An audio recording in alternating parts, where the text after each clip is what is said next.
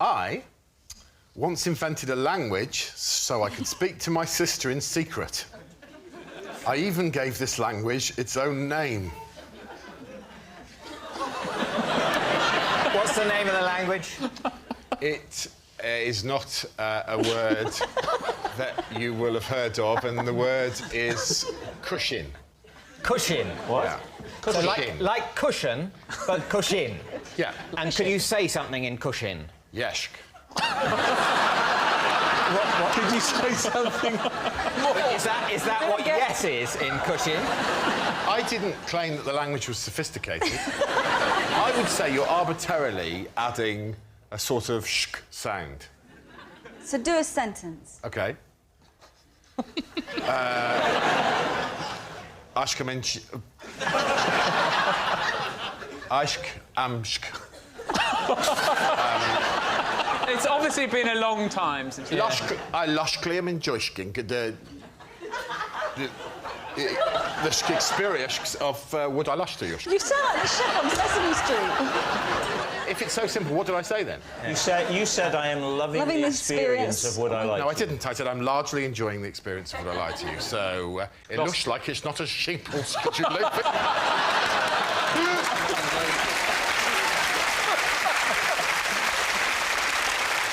So where did the name for this language, Cushin, come from? I honestly can't remember, but it was called Cushin. And I can tell you, part of the language, and I'm afraid I can't explain this to you, would be sometimes mid-sentence, sometimes at the end of a sentence, just to loudly proclaim, Cushin! Cushin is talking with random shks, if you can squeeze them in, and occasionally going Cushin in the middle or at the end of a sentence. You know, my parents... my parents didn't... they didn't work out Cushin, as simplistic as you clearly think it is. They didn't work it out, so... They didn't work it out. When you said, I squunched to go to the shops, they went, oh, what on earth is he saying? Oh, my God! Hang on, David.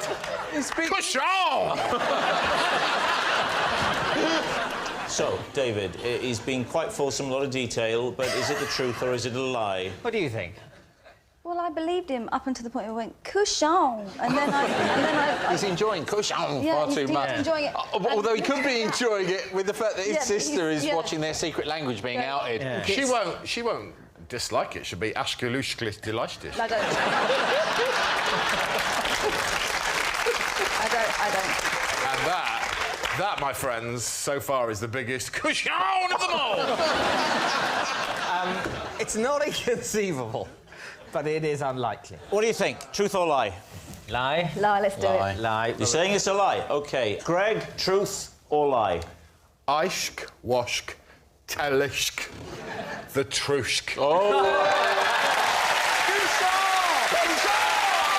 I used to try and scare school friends by planting a particular drawing in their pockets signifying death. Lee, what do you think? What was the drawing? It was an owl. What? The Owl of Death. Its full title was actually the Hoot Owl Death Sign. Owl. What do you mean, the Owl of Death? What was it doing in this drawing? Hoot Owl Death Sign. That old chestnut. I could draw it for you if you like. Greg? Yeah? I've got a pen, I've got some paper. I'll come over there. No, I'll come to you. Don't stand up next to me, it just highlights it. Can you, Greg, can you...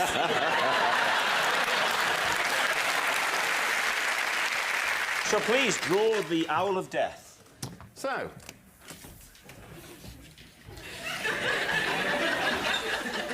Don't look at it, David, you'll die. Oh my God!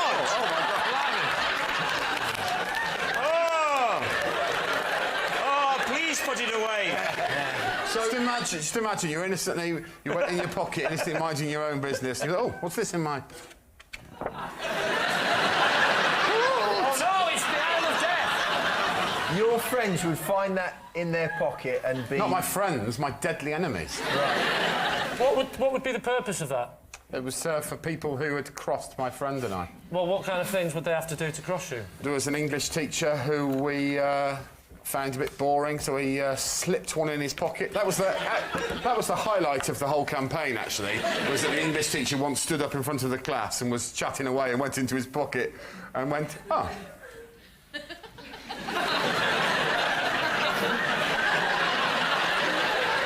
And he went, sorry, everyone. Does anyone know anything about this? Because I've just... Was the purpose of it to scare them? Like you would tell them that later on it was you? Or? No, of course not. We were both nerdy cowards. You created a sort of mythology around what might happen if you found the hoot owl of death in your pocket, though. In our minds, anyone who found the hoot owl of death in their pocket would very shortly afterwards meet their demise.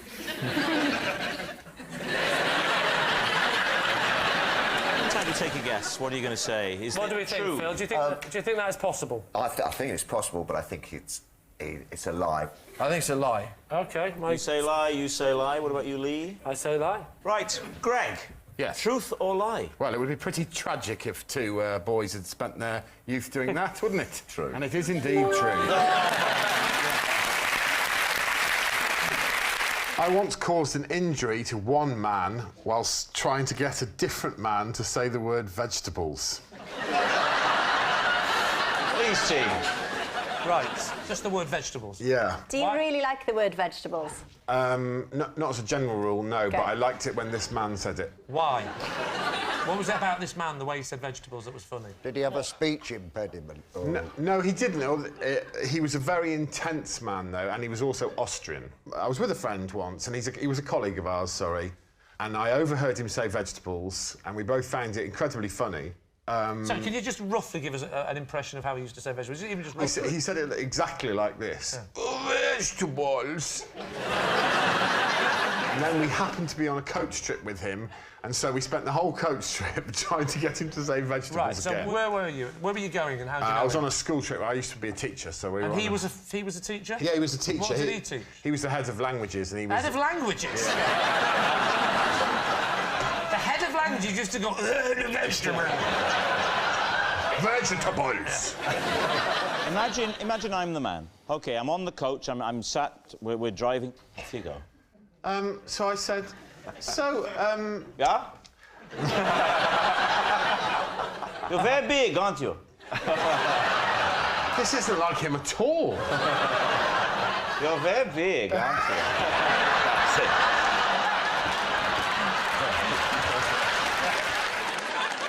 So I was saying things like, oh, I've been trying to keep fit lately, and I know that you're into keep fit.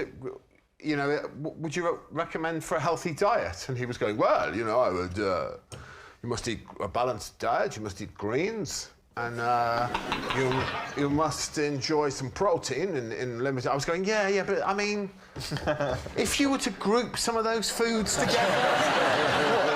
And he was going, well, I mean, yeah, you must have carbohydrates, of course, and you must have...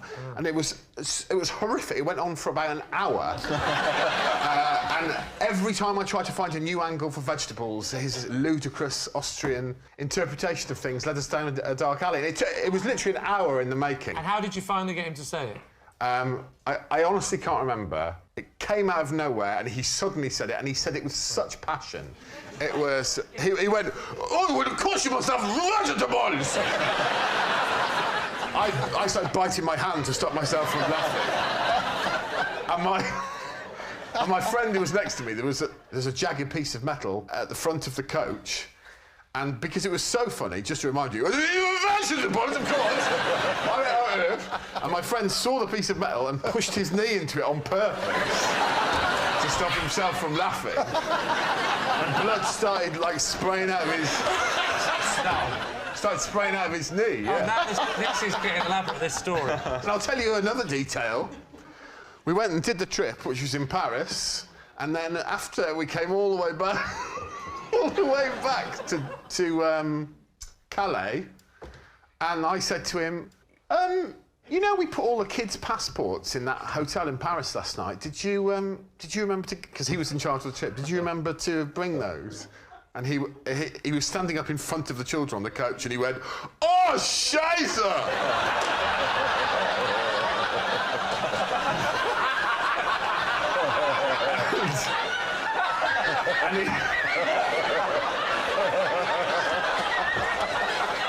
and we had to speak to the port authorities and get permission to take the kids on without passports, while he went back on his own. Can I tell you one more detail as well? We were also standing in the middle of Paris, under the Eiffel Tower. We'd been there for an hour, and the kids were all running around.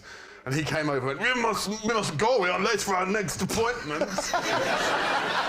And I said, well, we should just make sure that all the kids are here. And he goes, yes, of course we should, yes. And he turned round and went, is everybody here?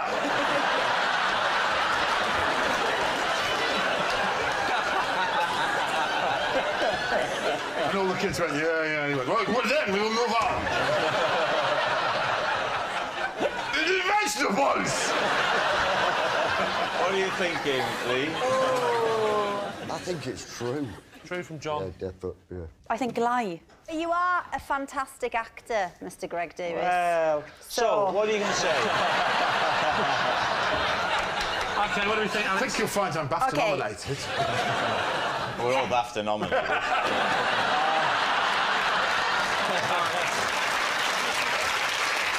False.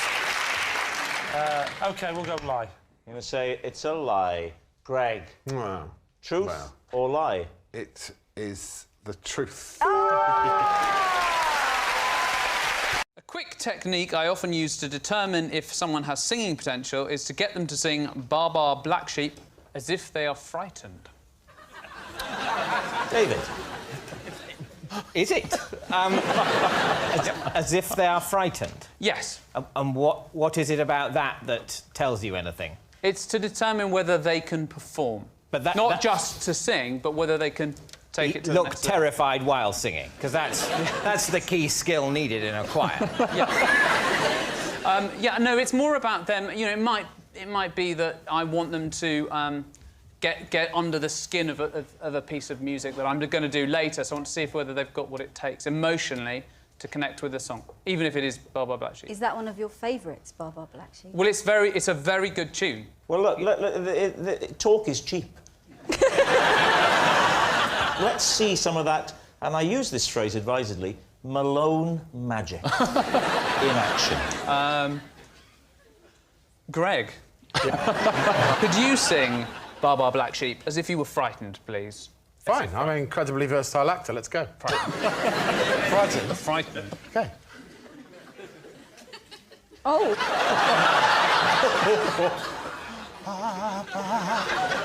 Black sheep, have you anyone? Science. Yes, sir. 3 bags full. Are you being Barry, Robin, or Morris? I can't tell. I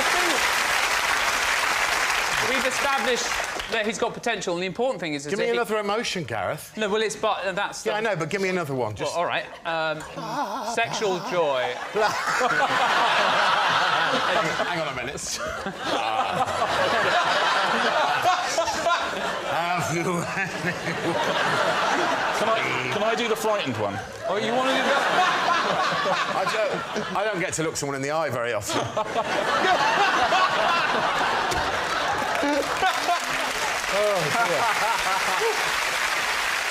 You know what I'd love to see? I'd love to see, is there anybody here, do you think, who perhaps doesn't like singing, who might be sat in between... Who might be in between his teammates now thinking, oh, I do hope they don't come to me. Is there anyone?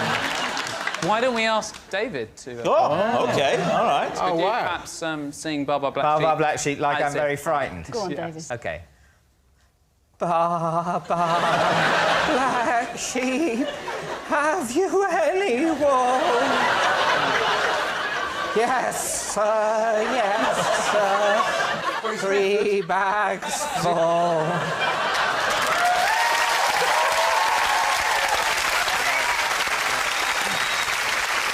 You know that Gareth didn't want you to sing Bar Bar Black Sheep as if you were a sheep, don't you? But what do you ascertain from what he's just done? Well, I mean, he can sing in tune and.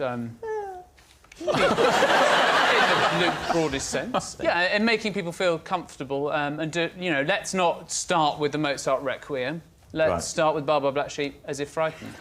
So, what are you thinking of this claim of Gareth's? I think it's true. Also, you have got to have a thing, if you're auditioning lots of people, you can't think about it with each one. You've got to have a thing you ask everyone to do. Yeah. So I think we're saying it's true. I think it's true. OK, Gareth Malone, truth or lie? It is... a lie.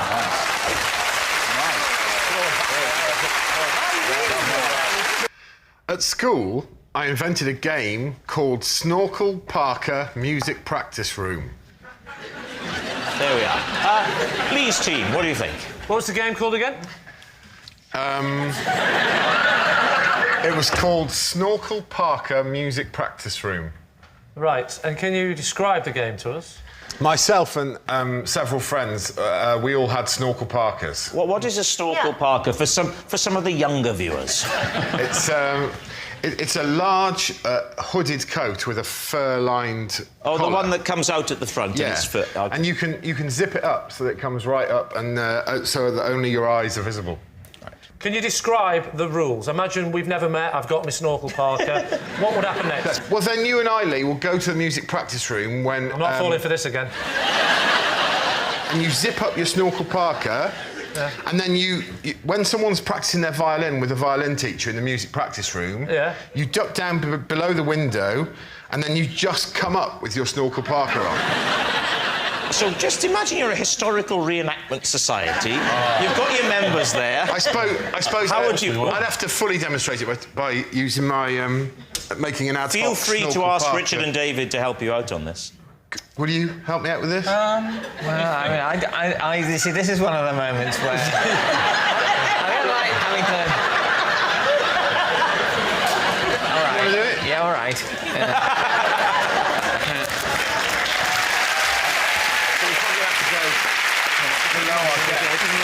Below our desk. Yeah. All right.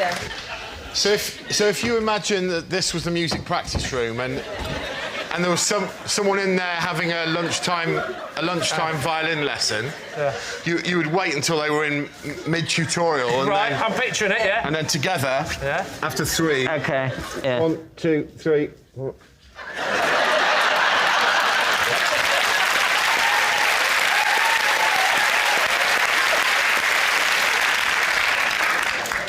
That's it, really. Was the secret to the game the fact that they never knew who you were? They wouldn't know who you were because it's only your eyes showing. And he'd tell you to go away, so you would all duck down away, and then you'd leave it for a minute. And then come back and then you'd just come back up again, yeah. What age were you?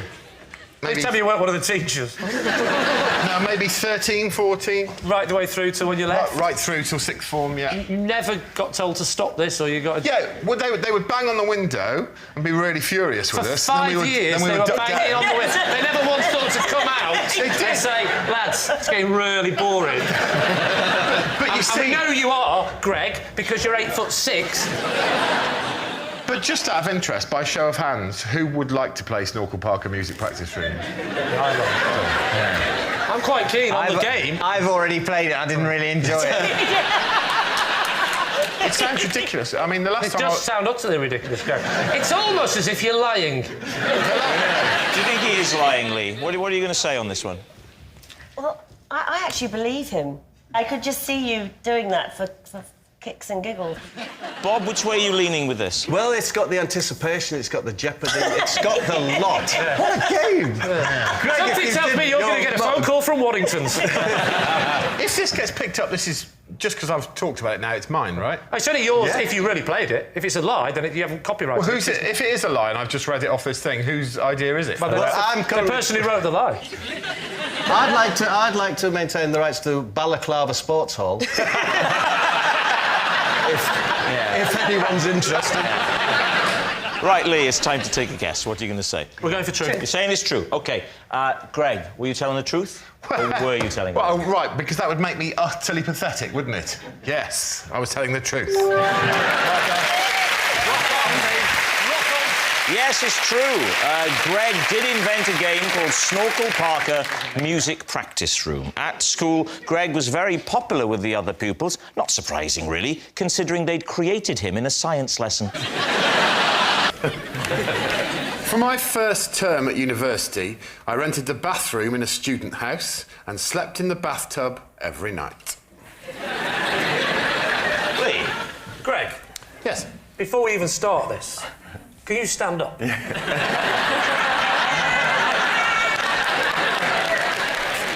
be no, unless David stands up with me, there'll be no perspective. David? In fact, let's have proper perspective. Connie, can you stand up?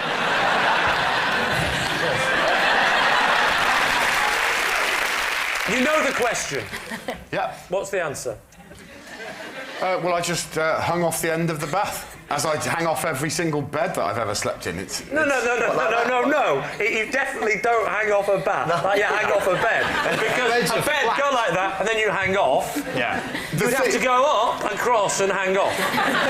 You're tall, but you're not a snake, Greg. The thing what actually drove me to change my circumstances was that I was bruising the side of my cheek regularly by waking up in the morning and clanging into one of the taps. Can I ask why on earth you would sleep with your head at the tap end? That is mad. Yes, well, you know, I was 18 years of age and I mainly lived off Thunderbird wine, so bad decisions were my forte at that period. So did you have a bed in the house? Did you? Oh, so that was the reason you was in the bath. There was a. Well, why do you think he was in the bath? I chose to, Phil. Yeah.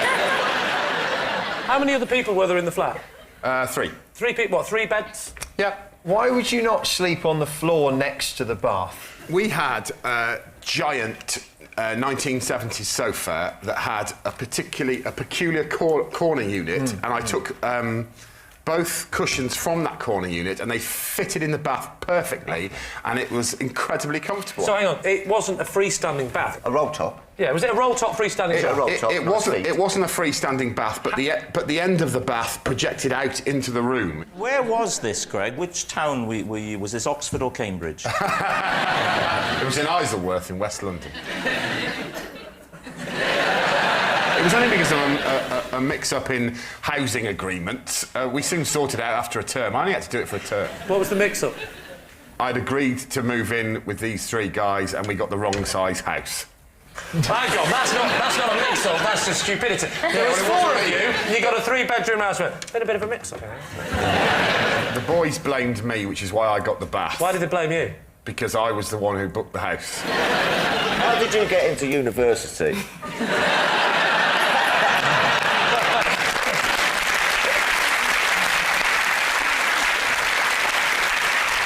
So, Lee, what are you thinking?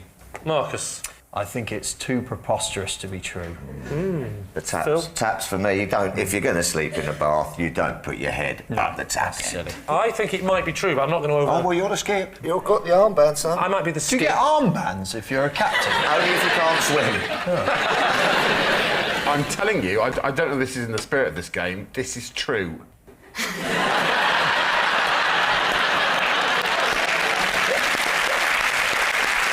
That was sufficiently moving. I'm going with it. I'm saying it's true now.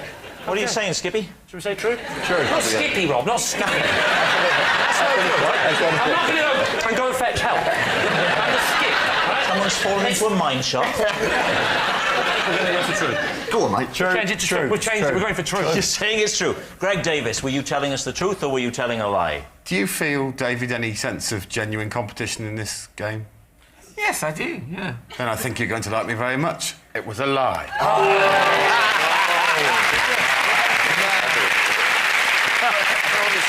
Yes, it was a lie.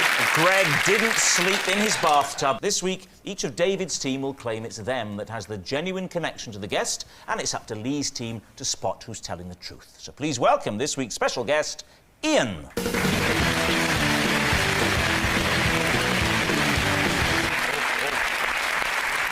Connie. Sorry, even before we start, I can tell you now, lads, this man does not know David Mitchell. Connie, what is Ian to you? This is Ian. When he brought his lizards onto Blue Peter, one of them went missing, later that evening, I found it in my handbag. All right. David, what's your connection? This is Ian. I sat next to him on a plane, and he had such a fear of flying that I had to hold his hand throughout takeoff and landing. It turns out David Mitchell might know this man really, really well. Greg, how do you know Ian? This is my friend Ian. One night after getting drunk together, he was wrongly arrested on suspicion of murder. So there we have it. Connie's lizard loser, David's terrified passenger, or Greg's falsely accused friend. Where do you want to start? So Ian here brought lizards to a flagship BBC children's programme and left going, well, you don't always go home with the same number of lizards. The great thing with Blue Peter is if you lose an animal there, they'll make up a name for it. What type of lizard? Yeah. Well, there was a selection of lizards. He brought in about 8 or 10 lizards, and there were chameleons. And did one of them change its colour to the same as your handbag? Yes. And it's getting lost? It wasn't a chameleon. The lizard. What was it? It was a lizard. What was your handbag made? The handbag was made of snake. No, it wasn't. Whereabouts were you at Blue Peter when you found the lizard in your hand? No, I wasn't. I was actually in my car, and my handbag was on the passenger seat. Yeah. So you opened your bag to get some money out or something? I was in the multi-storey car park, and I'd stopped, and I just wanted to check that I had my phone. Right, and OK. So and then I was you like... opened it, and did you go, hello? Hello? I had a theory that someone put it in as a joke, but I don't know, and I've not... Oh, the wacky days of Blue Peter. Hilarious. Yeah. I don't know if it's in the spirit of this game, but it really is true.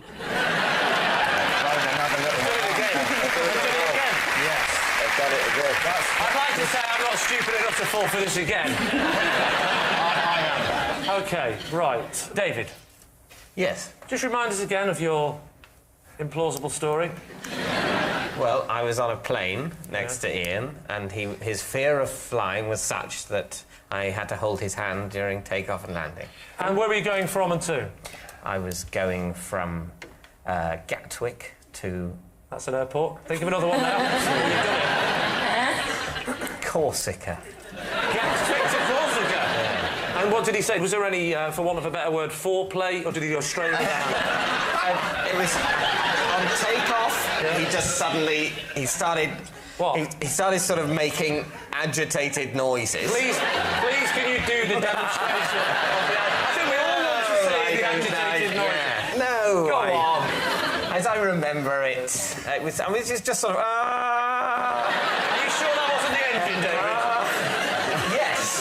Yes, Lee, I'm sure it wasn't the engine. So basically, he's standing agitated. Yeah. Has he grabbed your hand? Then he grabs my hand. There's no talking. There's not. Do you mind if he's just gone? Not at that point, no. You slag, David Mitchell. And what did you say? Do you mind? I'm a married woman. I mean, what did you do? I don't think I said anything. You know why he's grabbed your hand, do you? You know he's... Well, I assumed it was... I didn't think it was sexual attraction. Right. But it's very sweet of you to leap to that conclusion. Did either of you have fellow travellers with you? No. No, we were both just flying to Corsica. Yeah. To see what might happen. See who you meet on the plane, maybe. And this happened again when you came in for landing?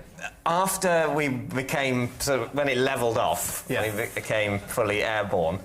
That sounds like a virus. He then said, he sort of apologised and said, I'm really sorry, I freak out sometimes on a plane. And I said, oh, not to worry. I bet that calmed him down. I once stroked a girl's back while we were having a very difficult re-entry over...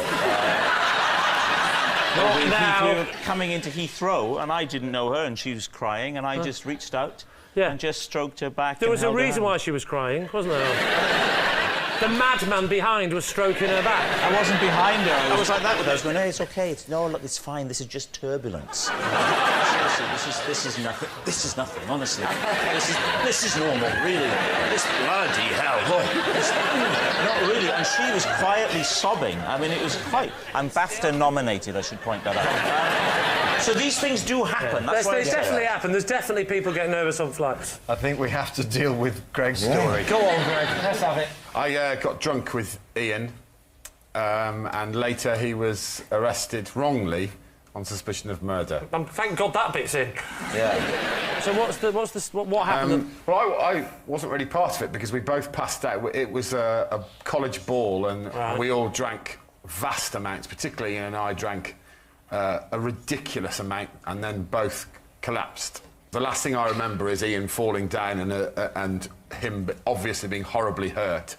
And I woke up on a carpet and ran... That's a nice change from the bath. Not in the bath. I ran upstairs and he was sitting up in his bed, honestly looking... His face was swollen like a pumpkin. And then he told me that night, when he'd been stumbling about drunk, he'd been arrested for murder because someone with a similar facial wound had murdered someone in the town. Someone with a similar... Oh, so the facial wound from falling? Yeah. And someone with a similar facial wound had murdered somebody else? Yeah. That's unlucky. Where was this? How did they know he wasn't the murderer? What was the defining point in the interview? He told me that they'd questioned him for hours, and eventually he said to the police, and I think this is a quote, "I'll be honest with you, lads, I could well have done it." and yet they still let him out before you'd woken up. Yeah, it upsets me to think that police respond to double bluffs like that. And just to be clear, it was proven at the end that he had absolutely nothing to do with it. Correct. Right. Obviously, otherwise he wouldn't be here. No. We never established just why David was going to Corsica. On his own. Was it Club 18 to 30 again? No, it was a holiday. I was going on holiday with a group of friends, but I could only go a day after everyone else. They made those rules, did they?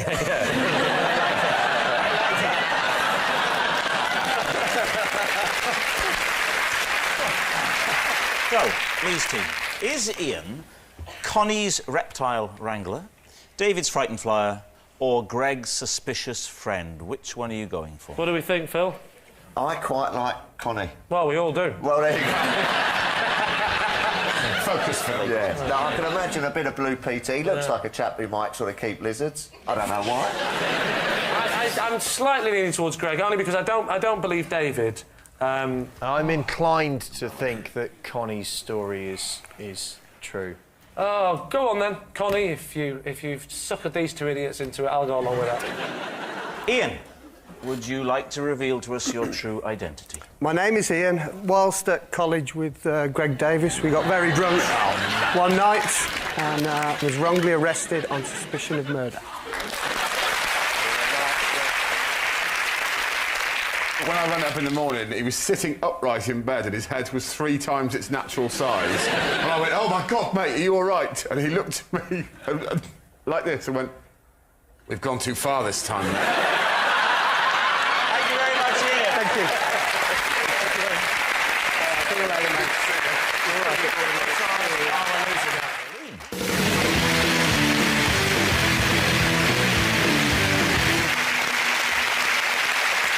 So, Richard, what is Pauline to you?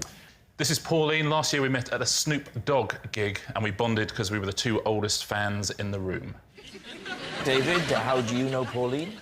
This is Pauline. When I was a cub, she was the Arcala, and she had to take me out of the scout hut once for asking too many questions when we were being given a talk by the police. And finally, Greg, your relationship with Pauline? This is Pauline. She's my mum. She once drove past me when I was having my first fight and got out of her car to cheer me on. Lee's team, where do you start? Greg, how old were you on this first fight? 12. Right. And so where was this, at school? No. Where was it? outside... Outside the music room? It was in a street. In the street? Yeah. Who were you fighting? I honestly can't remember his name. He was a lad, and he was in the year above me. And I remember he had fairly distinctive red hair. Is that why you fought him? I fought him because he'd fought one of my friends. Oh, OK, so this was like a... Revenge. You were like doing a heroic gesture. Yeah. And he was older than you? Yes. What was your friend called? Well, I'm from Shropshire, so he was called Chinese Dave. Is everyone called Chinese Dave in Shropshire? No, I just think he was called Chinese Dave, and I honestly don't know the reason, because he certainly wasn't Chinese. I think it's because he used to wear a hat. No, that would be it. That would be it. That'll be it, probably. What was your fighting technique? Do you recall? It was a sort of windmill of bones, just like this. Windmill of bones. I give you the windmill of bones. What was your mum shouting at you by way of encouragement? I mean, as I recall, it was just get in there. Do him, yeah. Get in there, son, is what I... And was she there the first time you had sex? This was in the street. Your mum was driving. Yeah. Past you, saw you. She knew about the attack on Chinese... Dave, yeah. Who wears a hat. So I presume she saw what was going on and thought, oh, it's good that my son is avenging Chinese Dave's... So, did she get out of the car or just do it from the window? Was it a drive-by? She got out. Who didn't win the fight? Did your mum then... Surely she stepped in and stopped it, or did she say, keep fighting? Well, let me tell you, Patsy, the fight came to a fairly abrupt end. Why? And I'm going to give you some very specific detail now. Thank you. Because I was chewing polos during the fight. Please, no, you're not going to try and convince us that they came out and your mum thought it was teeth. Hear me out. I got caught in their mouth, and literally I spat polos everywhere. And my mum went, oh no, it's teeth, it's teeth! What's your mum called? Pauline. Has she got a nickname, like Heckling Pauline or anything? No, although I would tell you, she has an impressive history, because she was in a play fight with my dad once, and he locked himself in a toilet, and to get to him in the play fight, my mum punched a hole through a door. So there's obviously a violent streak in this one. It is true, though. It's definitely true. That is my mum. Who's next? Who are we going to do next? OK, so we'll go with David, shall we? David, just let me recap. Am I right in saying that there was a talk by the police at the Cubs? Yeah. And you asked one too many questions to the policeman? Yes, I was full of questions. What kind of questions were you asking? Well, I was asking about various, issues involved in fighting crime. How old were you? I think I was about 8. Right. What kind of crime-fighting questions were you asking? Well, there was a problem, I felt.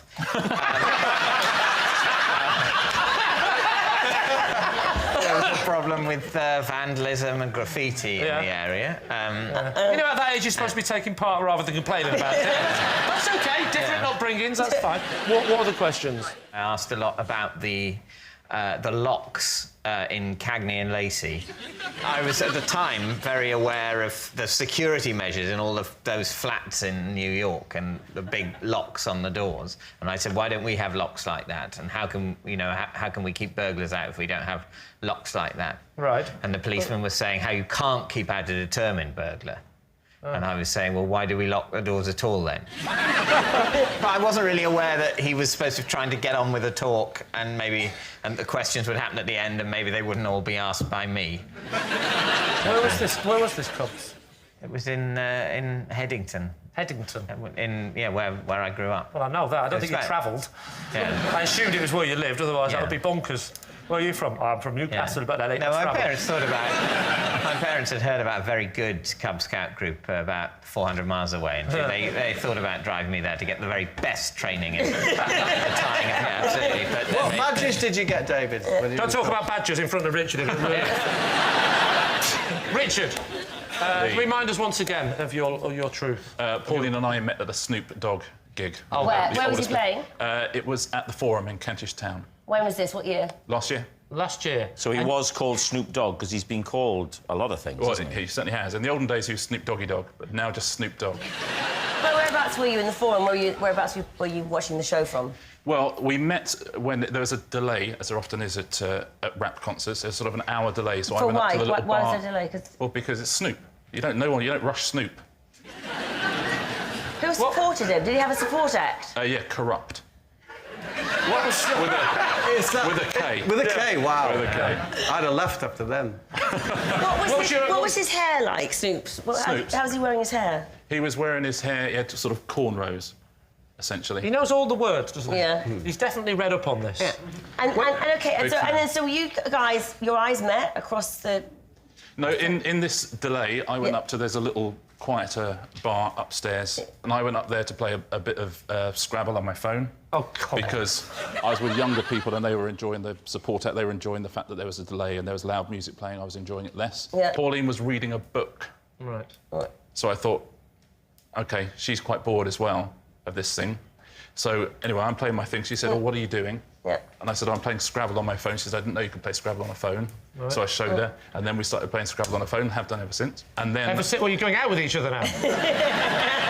You know what, Lee? Early days. Okay? Have you actually met up with Maureen since? Pauline. You're not going to be able to dissect us with those blunt little... So, Lee, where is this leading you? What are you thinking, Lee? Patsy, do we believe any of these people? Because they're all sounding chronically untrue. The Chronic, of course, was one of the first albums Snoop was on. Dr. Why did Dre's you... The Chronic.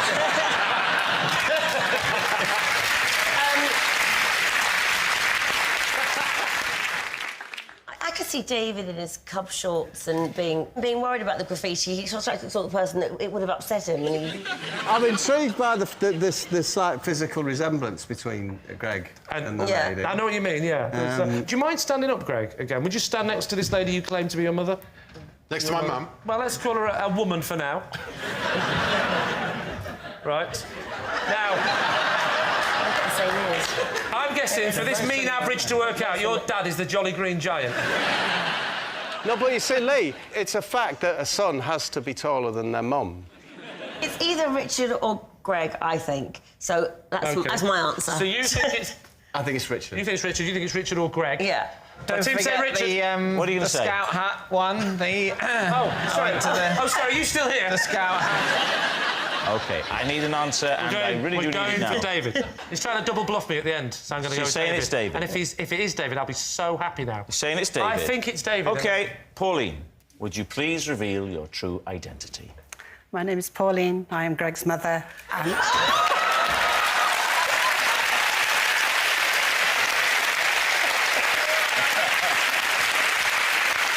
Yes, Pauline is Greg's mum, and she did cheer him on when he had his first ever fight.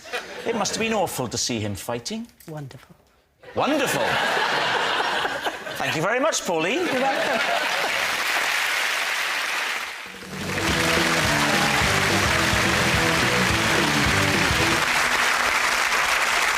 So, Gareth Malone, what is this, Gareth, to you? This is my old neighbour, Gareth, and when I was learning a song, he would distract me by singing the same song in his own flat, but in a different language. Right. Richard Osman, how do you know Gareth? This is Gareth. When he came to watch a recording of Pointless, I have to ask for him to be moved away from the front row because his behaviour was putting me off my statistics. And Greg, how do you know Gareth? This is Gareth. He was the rickshaw driver I once paid to pedal me home. By the time we arrived, he was so exhausted, I let him stay on my sofa. So there we have it. Gareth's synchronised singer, Richard's pointless punter, or Greg's shattered chauffeur.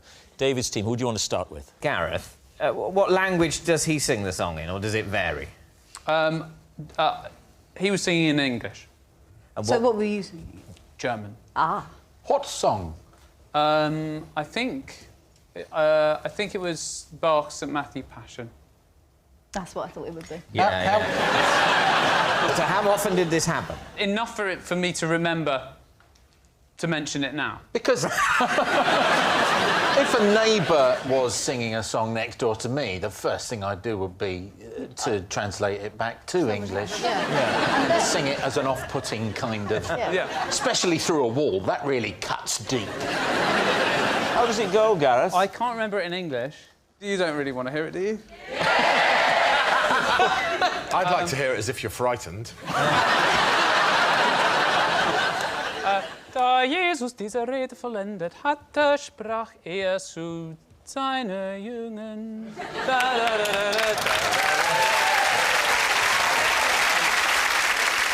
And he was singing exactly the same song, the other side of a wall. Yeah. I mean, actually, in English. I think upper semitone. So he's your neighbour. He's also called Gareth. Yeah. He's singing the same song in a different language and a semitone difference. Almost unbelievable. Now, Richard, what was the behaviour in the front row that Gareth did that was pulling you off your stat? I sit very close to the audience on Pointless, where my little desk is, and there's an audience very close to me. Xander is further away for contractual reasons. But lots of people come and see Pointless regularly, and they know if they turn up early, they can sit in the front row, and Gareth is one of those people. And there's a trick that people in the audience here, I'm sure if you've been to lots of shows, know that there's a way of getting yourself on a TV show which is laugh in an unusual way. Sorry. So now Amanda will almost certainly be on the show. Yeah. That's our... So Gareth had a way of laughing. He didn't do it in the first... Because he'd come for 2 shows. Didn't do it in the first show. And in the second show, he'd clearly developed a laugh that sounded sort of like a donkey braying sort of a laugh every time something funny was said. So he did like 4 times in a show. Yes. Can we hear your version of the laugh? It'd be like a kind... It'd be like a kind of... that sort of thing. Yeah. And I could hear it all the way through, and so in the first recording break, I said to the floor manager, could you get him moved to the back? Yeah, can I ask a question at this point? How did Gareth react? Because if we were to pick somebody here and say, sorry, could you go and sit over there, they might be upset. I mean, how did he take it? No, floor managers are very good. They always just say, for camera reasons, we need 3 more people at the back or something like that. You see, they do all the time. Told what the reason was? No, of course not. How do you think he feels now? Well, yeah. He literally came up to me about 3 days later and said, I know why they moved me. They moved me because I was doing that laugh. And I said, yeah. In what context did he come up to you 3 days later, and were you alarmed? During a recording, he sauntered up to you while you were halfway through reading out some information and went, by the way, Richard, I know why I got moved the other day, and I know why security are coming for me now. No, of course not. We have all little recording breaks and stuff like that. Right. OK, so during a recording break, he went, I know why I'm laughing normally now. All right, David, what about Greg? So, Greg, tell us your story. Not your whole life, you know, just the rickshaw bit. Yeah. I had a very big celebration in the centre of town. Ooh, where? What reason? I was celebrating leaving teaching. OK. So I had a very big celebration just after my last night at school. OK. Which it was ludicrously big. OK. You emerged from the bar in question, Yeah. a little worse for wear. I was offensively drunk. A rickshaw? Yeah. Why? If I'm honest, I was showing off. It'd been a day of showing off. How far did you have to take Gareth? He had to take me from central London to Hounslow, which is... Hounslow? Yeah. It's something like...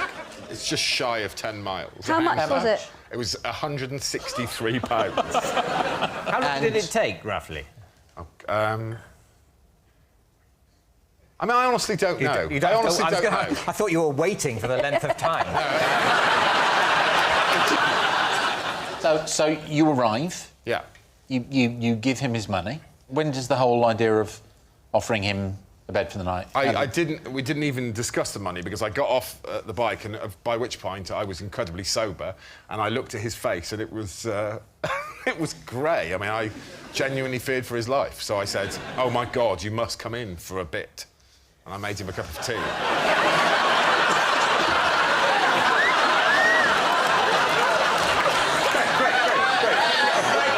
We're better than that, guys. We're better than that. Where did he put his rickshaw?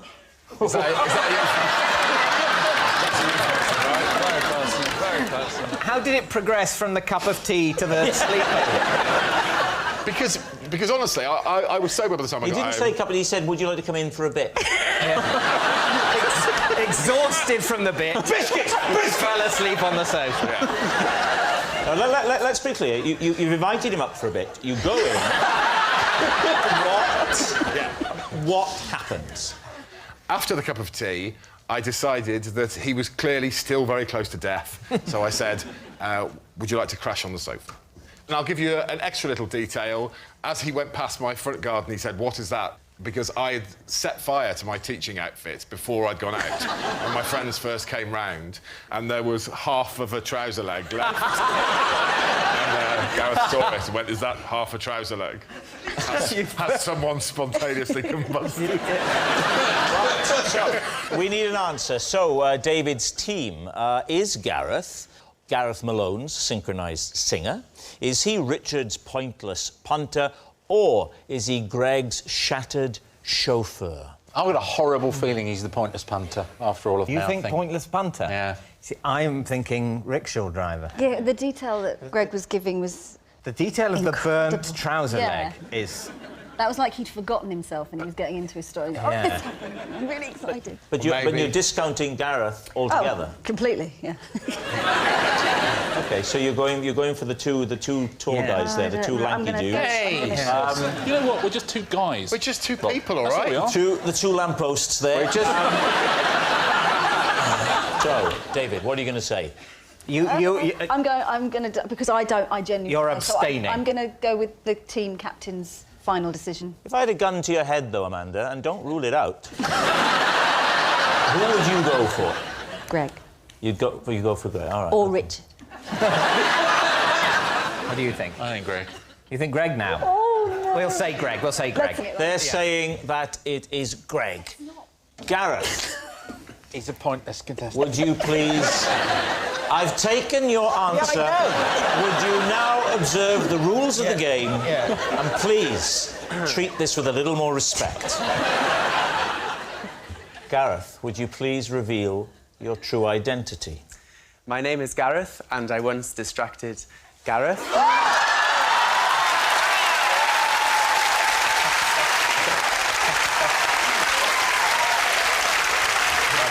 Yes, Gareth was Gareth's synchronised singer.